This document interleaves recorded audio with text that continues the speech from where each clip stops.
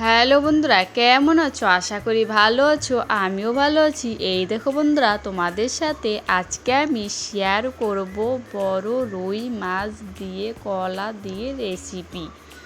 দেখো কত বড় মাছটা, আর একদম লাল হয়ে গেছে।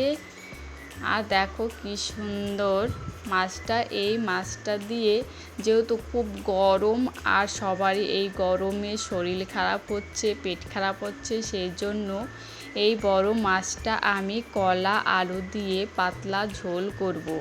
সেজন্য দেখো মাছটা আমি কেটে ধুয়ে নিয়েছি, আর কতগুলো ডিম হয়েছে মাছটার।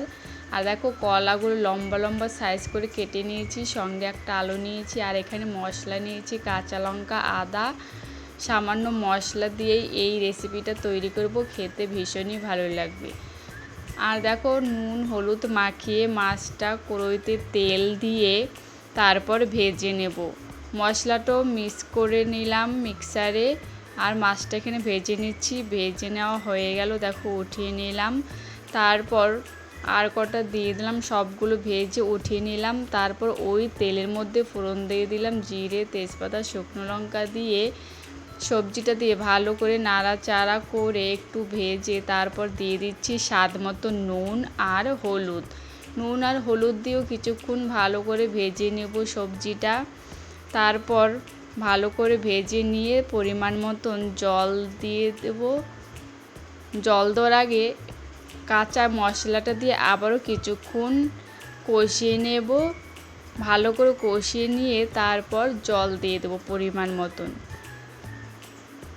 আর এই রকম কলা আলু রেসিপি কে কে খেতে ভালোবাসো প্লিজ কমেন্ট করে বলবে।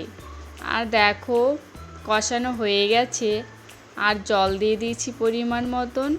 আবার কিছুক্ষণ বাদে ফিরে আসলাম। দেখো ঝোলটা যখন টকবক করে ফুটছে, তখন ভেজে রাখা মাছটা এর মধ্যে দিয়ে ভালো করে একটু নাড়াচাড়া করে মিশিয়ে দেব,